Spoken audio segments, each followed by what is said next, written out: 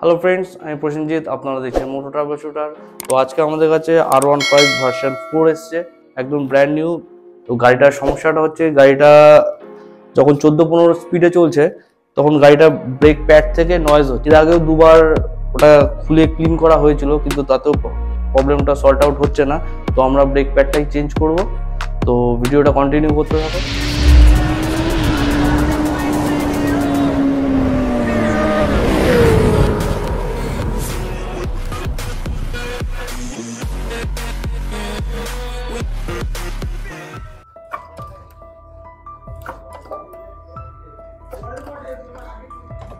Break চাপলে দেখতেই পাচ্ছ একটা ব্রেক প্যাড থেকে কিচকিচ করে একটা নয়েজ আসছে।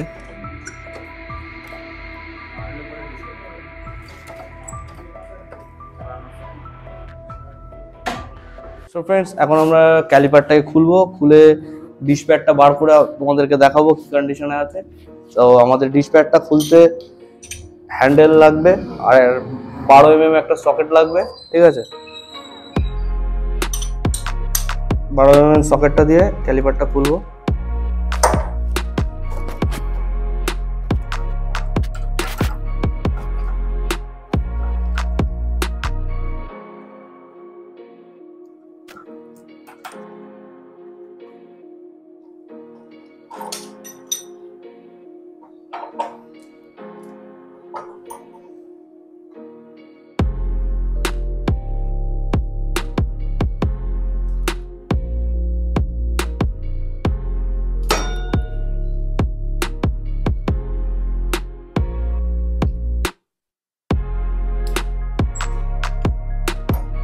দেখতেই পাচ্ছ ব্রেক শুটা হার্ড হয়ে গেছে, দেখতে পাচ্ছ এখানটা ব্রেক শুটা পুরো হার্ড হয়ে গেছে, যার জন্য ব্রেক প্যাড থেকে নয়েজ আসছিল, ঠিক আছে? তো আমরা এই ব্রেক প্যাডটাকেই চেঞ্জ করব। তো আমরা ইয়ামাহার জেনুইন পার্টস ইউজ করব। দেখতেই পাচ্ছ MRP 435 টাকা, ঠিক আছে? তো চলো প্যাকেটটা খোলা যাক।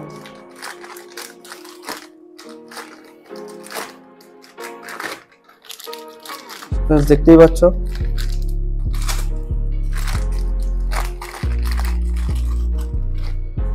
আমার একদম অরিজিনাল ব্রেক প্যাড আছে। তো অরিজিনাল আর নতুন প্যাডটা আর পুরনো প্যাডটার মধ্যে ডিফারেন্স তোমরাই বুঝতে পারছো, ঠিক আছে? তো এখন আমরা এটাকে ক্যালিপারের মধ্যে ফিটিং। সো ফ্রেন্ডস, দেখতেই পাচ্ছ ডিশ প্যাডটা। আমরা এখন প্রথমে ক্যালিপারটাকে ক্লিন করব। তো প্রথমে ক্যালিপারের যে সেটা আছে হোল্ডারটাকে খুলে নেব।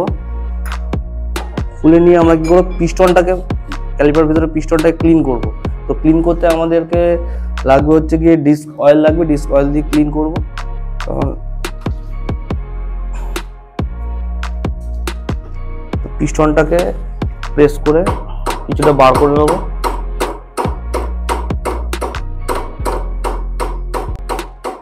দেখতে পাচ্ছি পিস্টনের মধ্যে নোংরা জমে গেছে।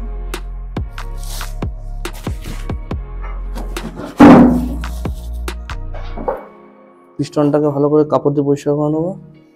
তারপরে একটুখানি ডিশ অয়েল নিয়ে পিস্টনের মধ্যে অল্প করে ঢেলে দেবো। সেটা দিয়ে এবার কী করবো, বক প্লাস দিয়ে পিস্টনগুলোকে খেলাবো, আপ ডাউন করবো। এতে কি হয়, পিস্টনের ভিতরে যত সালফার পড়ে থাকে সেই সালফার বা ডাস্টগুলো ক্লিন হয়ে যাবে।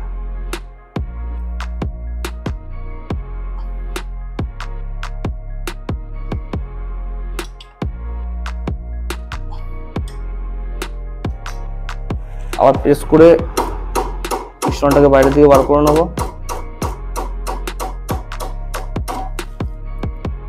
এবার কাপড় দিয়ে ভালো করে মুছে নেবো, যাতে আর নোংরা না লেগে থাকে। এবার পিস্টন দুটোকে আবার আগের মতন ভিতরে প্রেস করে বসিয়ে নেবো।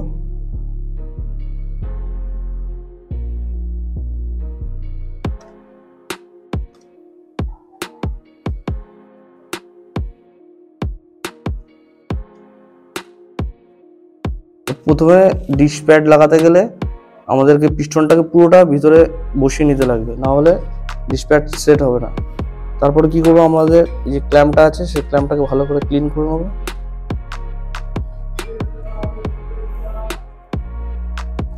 ক্লিন করে ক্যালিপারের মধ্যে বসিয়ে নেবো। বসিয়ে কি করবো, নতুন ডিসপ্যাচটা ক্যালিপারে গ্রুপে বসিয়ে নেবো।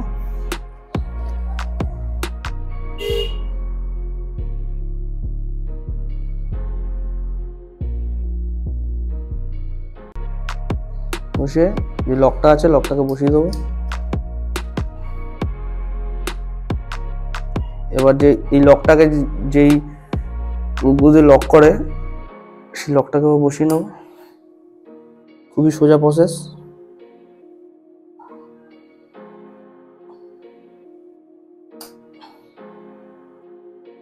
এবার আমরা কি করব, ক্যালিপারটাকে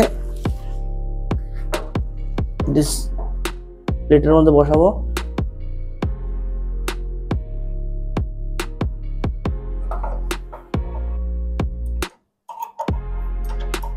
বসিয়ে এবার 12 নাম্বার বোল্টগুলো দিয়ে পজ করতে, এগুলোকে ফাঁসিয়ে নেব। ফাঁসিয়ে নেওয়ার পরে 12 mm হ্যান্ডেল আর সকেটের সাহায্যে টাইট করে নেব।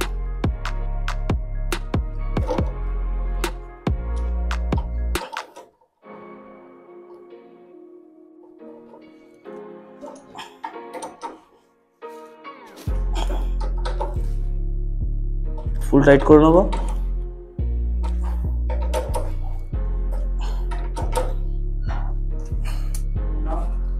এবার ব্রেকটাকে প্রেস করলে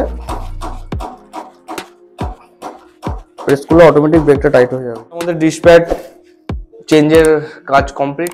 ভিডিওটা যদি ভালো লেগে থাকে অবশ্যই লাইক, কমেন্ট, শেয়ার, আর চ্যানেলে যারা নতুন সাবস্ক্রাইব করতে ভুলবে না। দেখা হচ্ছে নেক্সট ভিডিওতে।